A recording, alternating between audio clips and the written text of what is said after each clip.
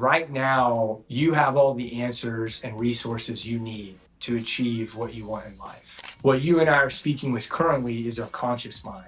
And that's what we think to pay the bills. That's what we use to drive the car, to go to work, to handle all the tasks that we need to do every day is our conscious mind. But we need to form a connection and start to clear the barrier between our conscious mind and our unconscious mind. Forcing ourselves to do the hard rights, as I call them, instead of the easy wrongs. They're both hard, but there's a right and there's a wrong. And eventually they catch up with you depending on which choice you make. Like you said, you and I both know people who are maladapted to society and their lives. And this isn't just veterans, this is a lot of guys who from all walks of life and all past experiences, but they just can't operate and connect very well in social settings and work settings and things like that. And I think a lot of that is because of being in touch with your vulnerabilities, being okay not knowing how to fix something, having emotions that you don't really know what to do with. There's a lot of that stuff that guys just really aren't trained to do. I don't care, again, like what your background was. It's just we don't get a lot of coaching and training in that. So I'm kind of curious, what are some of the things that you're doing with men in particular? I know you don't coach just men, but like with men in particular to help them to get in touch and learn to be better in those areas. Yeah, so there's a few things, and it really just depends on where the person's at and what their activities include. For example, like if they're already active and doing things outside and regulating their bodily functions in that way, that's a great first step. For people who aren't exercising or do something active, whether it's walking or hiking, running or some type of martial art or CrossFit or whatever the case may be, one of my very first actions or homework for them is to figure out what they can do and then start taking action towards that in a physical sense. I really believe that out of everything you can do to improve your life, and God, there's so much of that, biohacking and eating and sleep and health and list goes on.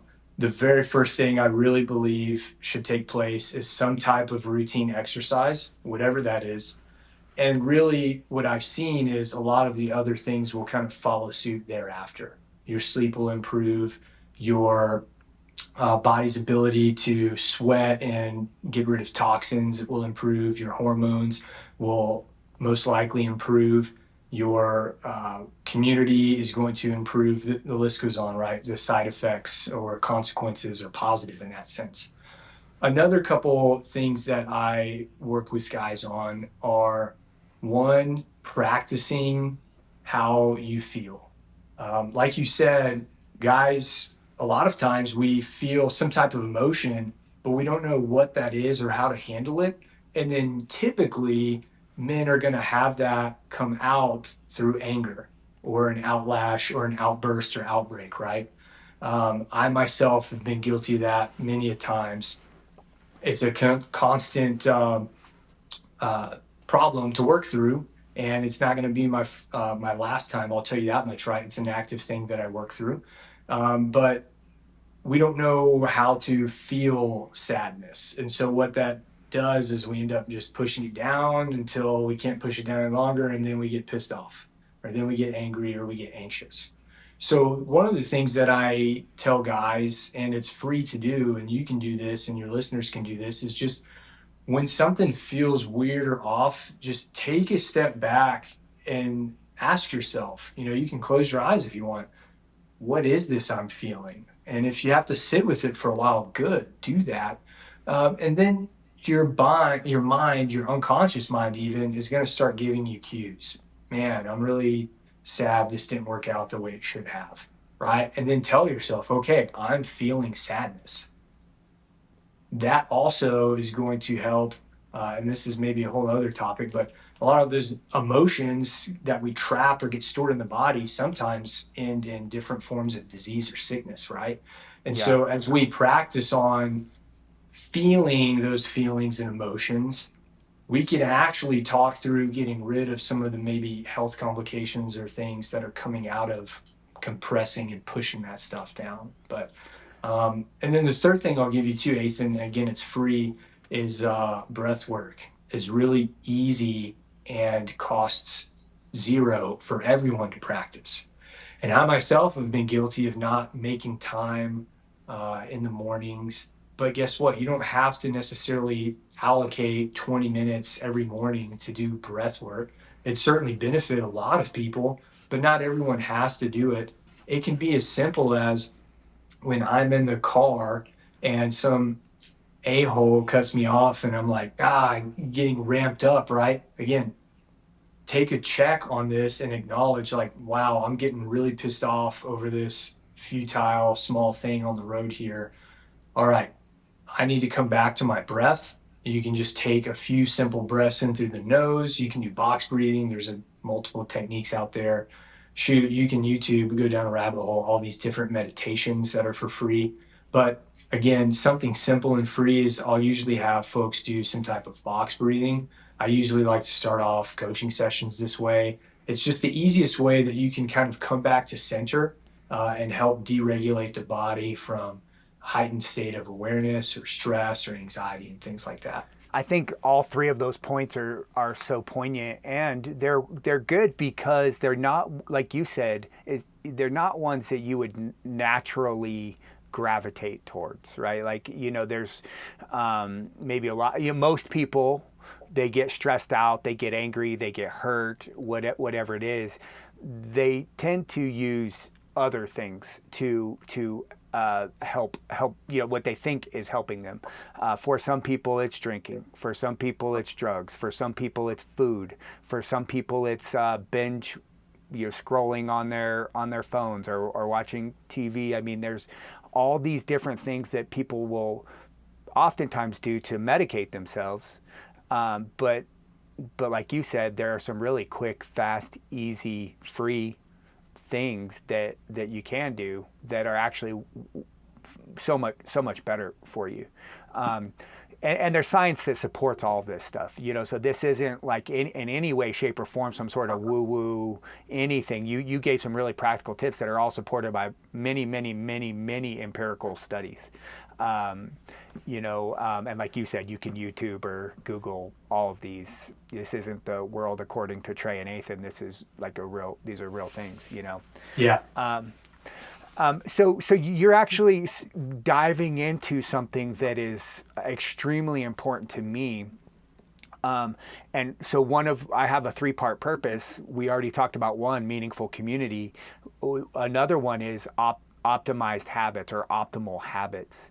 And I believe that if you can get ahead of these problems that you talked about, like the anger issue, maybe it's withdrawal, maybe it's an addiction of some sort, but if you can get into a preventive model and develop a set of habits, and there's a combination of things that different things that work for different people, but I'm big on what you do consistently on a daily or nearly daily basis is really going to define who you are and how you handle your life's issues.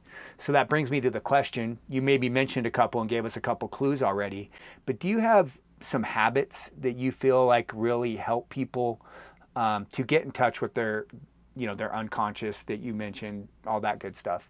Yeah. So, um, I mean, there's all sorts of habits that we form, like you touched on. I've had uh, experimented with and practiced a few different habits just for my own health, for my own personal wellness and well-being. As far as for getting in touch with your emotions, your unconscious mind itself, one of the strongest habits, again, is really being able to use some of the breathwork techniques. And I typically work with clients to do this. What I tell folks, and I think I've even shared this on some of my social media stuff, is like right now, you have all the answers and resources you need to achieve what you want in life. It's all in your unconscious mind. What you and I are speaking with currently is our conscious mind. and that's what we think to pay the bills. That's what we use to drive the car, to go to work, to handle all the tasks that we need to do every day is our conscious mind. But we need to form a connection and start to clear the barrier between our conscious mind and our unconscious mind. And when we can pull that barrier out and both of them are connected and synced with each other, then you're really honed in. You are like directing all of your energy into a clear beam, just pushing right towards your goals and desires in life and creating the life the way you want it. So that's what I usually work with a lot of our folks on is just clearing out some of the stuff that's been in between or that may be kind of keeping you from your unconscious mind. Ultimately, like for the listeners right now, for yourself and I, the main overall summary is like if you can just close your eyes, take a few deep breaths, and just ask yourself, ask your unconscious mind what you're wanting to know, it's there. And then you need to be able to just trust that. You need to be able to trust that what little seed is planted in your mind, that inner thought telling you, I feel sad right now. Okay, acknowledge that and accept that you are feeling sad. Okay, why am I feeling sad? Well, one of my best friends moved away and I haven't gotten to see them in a long time. Good. Now go freaking call them on the phone and tell them what's been going on in your life and like just take action towards that itself. And again, we all have these little thoughts throughout the day where someone pops into our mind, something comes up in the back of our mind. We don't necessarily listen to it because the logical mind is taking place, right? The conscious mind is taking place. So it takes practice, it takes reps, it takes, like you mentioned and asked about habits to try and again be still and listen to your unconscious mind and then trust it and then take action towards that. But it is possible and it does help in my experience. Yeah, hearing you speak, it makes me think of almost like a computer, right? Computers have all these programs that run in the background, right? They make the computer do the things that the computer do. And sometimes you're working in a program like Word or maybe you're on your email and that's the one that's in the front. That's like the one you're aware of. But there's like thousands of things that are happening behind there. And I think what you're really speaking to is the problem that we have is our brain. We have it's always racing, it's always going, it never stops, and it can create a lot of problems for us if we don't kind of get ahead of it and realize that the brain is just another organ in our body and we are something beyond the brain and we can use our brain to our advantage, but sometimes it'll you know like the movie Terminator, it'll just take over, right? And it'll start running its own programs and just kind of take you over, and you're not even you anymore. So I love this idea that you have about bringing the unconscious to the conscious to make sure that you're checking in, what programs are running. And if nothing else, like you said, you don't always have to do anything. Like you mentioned, I've stopped, I'm feeling sad, I've named it, and I can choose at that point if I'm going to do something with it or not. But you can stop a whole lot of things just by the identification of what's going on inside your body. 100%. Yeah. Um, so do you have do you do any, with this bringing to consciousness, breath work is clearly one that's really important to you, kind of like checking, stopping, thinking. Do you do anything with journaling or anything that's kind of like, or anything that like takes it out and puts it in somewhere else? I don't personally journal. I have before at specific events or specific functions, but I don't incorporate that in a routine part of my day to day. And a lot of people get benefit from doing that. I just haven't added that to my routine yet. Maybe I will Mm-hmm. in the future, not closed off to it, but I just currently don't do that. I have a couple things that I do every single day that benefit me. One of those is, and fortunately, I have two very large dogs that help with this, but taking walks outside. I'm a remote worker, and I work indoors most of the day, unless I'm out running errands or exercising or something like that. But even if I don't get an exercise in, I can bank on being outside either around the time of sunrise or around the time of sunset, walking my dogs. And you don't need dogs to do this, right? It's a really simple, free way to just leave the phone at home or, put it on do not disturb and just sit with your thoughts outside, getting fresh air regardless if it's hot and humid like it is right now in central East Texas, or if it's freezing cold, or even if it's raining. My dogs don't care, and I'm going to be outside getting a walk in, usually twice a day, but at least once a day for me personally. And if it's by myself, that's wonderful. If it's with my wife, that's even better. And we just talk, whatever's going on that day, whatever we have going on the next day, next week, whatever's came up. And it's just a really good opportunity for me to either sit with my thoughts or talk one on one and kind of deload everything from the brain, like you touched on. Um, Yeah, that's the cool thing about all of it, right? Is there's just so many different ways to do it. yeah. Another thing I really liked is yeah, I went to some master level coaching training, I guess a month ago now, up in Utah. And right at the retreat center that we were all staying at, they had a cold plunge and a couple other biohacking things. And, it's kind of a fad on social media, but I stand by it. And I know you do as well. Hmm. Forcing myself to do that cold plunge every single morning was literally the best thing I could do for my life. Just like doing something hard that I definitely did not want to do after waking up. I'm cozy, I'm warm, and I'm in the bed. And like getting into freezing cold water for 2, 3, sometimes 4 minutes, coming out of that, again, it's like a 5, 6 minute process in total, right? But after that, literally everything else the rest of the day was easy. I didn't think twice about making a sales call that I dread. I didn't think twice about um, making a social media reel or post that I didn't really want to do, maybe. I didn't think twice about completing some homework for that training or reading a book that wasn't calling to me, but I know I wanted to read for a long time. Like all that stuff just came easily and effortlessly because I'd already completed this hard project, this hard task that I didn't want to do in the morning. So I really stand by that. That brings me to the idea of neuroplasticity. And you had already mentioned plant medicines. And I know that for me, the reason why I do the cold plunge and deliberate heat exposure like saunas is because of the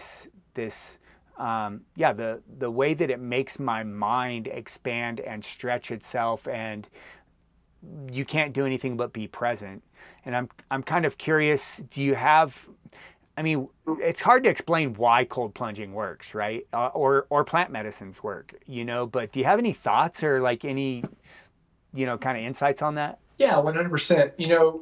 Um, for a lot of guys, like in the logical brain, and a lot of people too, who maybe are new or curious about it, we've got some of the science on it, thankfully, right? So I can tell you it reduces inflammation. I can tell you it helps blood flow. I can tell you it's going to aid your recovery. Like there's statistical data that peer-reviewed journals back. Um, so there's that aspect of it. To your point, like that kind of harder to explain portion of it, like you were talking about your neuroplasticity and why does it make us um, accomplish difficult things more easily and effortlessly on the backside. I think that our minds have what's it called? I think the portion of the brain that reacts to fear is the amygdala, and that served a huge purpose 1,000 years ago when we had to escape large cats in the jungle, or we had to hunt and find food to survive. Fast forward to today in September of 2024, honestly, our lives are not that difficult. I thankfully have a roof over my head. I've got some food 20 feet that way in a refrigerator and an oven right next to it with electricity. And this is the case for most people on the earth right now. Not everyone, but most. And so, like, as far as the basic needs to survive, I've got food, I've got water, I've got shelter, I'm taken care of. So those like constant fears are not there anymore. So now we've kind of grown a little more callous, and now I am scared of or don't want to do difficult things like exercise, or I don't want to do difficult things like cook real food. Those are hard, difficult things. When I say it out loud, it sounds silly, but in your mind, it doesn't know the difference. It still interprets that as like difficult, right? And naturally, we're wired to take the path of least resistance. So we're gonna order DoorDash on the couch and pay another $15 to get this food delivered here, instead of me going to the grocery store and buying a steak and a sweet potato and cooking it. And that probably takes the same amount of time instead of waiting on the delivery people, and maybe even a little cheaper, but it's more effort. So that's harder and difficult. What I've learned and experienced personally is, and I guess plant medicine is probably its own discussion if you wanted to get into it, or at least my experiences on it. But forcing ourselves to do the hard rights, as I call them, instead of the easy wrongs. They're both hard, but there's a right and there's a wrong, and eventually um, they catch up with you depending on which choice you make, right? And some of them more than others. Some wrong decisions compound over time. And so maybe today I don't feel bad, but if I keep the same activity up for another year, I'm going to feel terrible. And the opposite is true, is choosing the hard rights. It's again not easy to cook real food for every single meal, or prep for your week ahead, or make time to exercise early in the morning, because if you don't, you're not going to exercise later after work.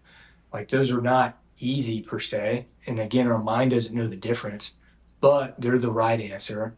And deep down, it's the right answer. So creating some type of discipline, and eventually, once you get into a pattern, a rhythm, or a habit of doing the hard rights, they become easy, right? It actually becomes hard to go and eat or binge on junk food, because you get used to feeling optimal and healthy and well. And so now, man, I'm not going to go do brunch and binge drink all Sunday. Like, I'm going to feel like dog shit. I'm going to waste a whole day of my life doing this simple, guilty pleasure, perhaps. And again, I'm not perfect and I don't claim to be. I definitely like a double cheeseburger sometimes, and I enjoy a Same. nice glass of bourbon, as you know. But again, it just comes back to perspective. Like, I certainly don't make those a habit or routine either.